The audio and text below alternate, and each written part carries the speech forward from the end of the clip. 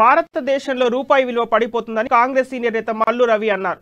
$1కి 82 రూపాయలకు చేరిందని, దేశం అప్పులు కూరుకుపోయిందని కేంద్రంపై ఆరోపణలు చేశారు. 8 ఏళ్లలో బీజేపీ చేసిన అప్పులు అత్యధికంగా ఉన్నాయని అన్నారు. లోక్సభలో ప్రశ్నోత్తరాల సమయంలో స్వచ్ఛమైన హిందీలో మాట్లాడితే గొప్ప నాయకుడు అన్నట్లు నిర్మలా సీతారామన్ హేళనగా మాట్లాడడం సరికాదని సూచించారు. ఎక్స్పోర్ట్స్ లో ఇంపోర్ట్స్ లో మనం భారతదేశంలో రూపాయి విలువ డాలర్కి అత్యంత దారుణంగా పడిపోతుంది. అంటే $1కి 82 రూపాయలు $1కి సమానం అయ్యే పరిస్థితి వచ్చిందంటే భారతదేశ ఆర్థిక పరిస్థితి మీద అది తీవ్రంగా డైరెక్ట్ గా ఇండైరెక్ట్ గా ఎక్స్పోర్ట్స్ లో ఇంపోర్ట్స్ లో మనం భారతదేశానికి ఇంపోర్ట్ చేసుకోవాలంటే ఇంత ముందు మనం ఇచ్చిన డబ్బులకు డబ్బులు ఇవ్వాల్సిన పరిస్థితి వస్తుంది.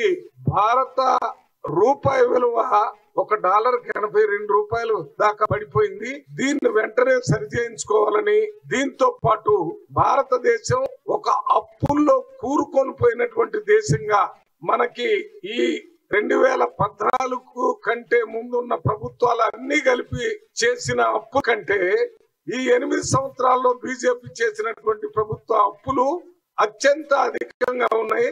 దీనివల్ల మన ఆర్థిక వ్యవస్థ కుప్పూలిపోవటమే పోయే పరిస్థితి ఉంది. దీనికి సమాధానం చెప్పాలని ముందుగానే ప్రశ్న రాసి పంపించి నిన్న క్వశ్చన్ అవర్ లో మన పిసిసి అధ్యక్షుడు పార్లమెంట్ సభ్యుడు రేవంత్ రెడ్డి గారు హిందీలో మాట్లాడాడు.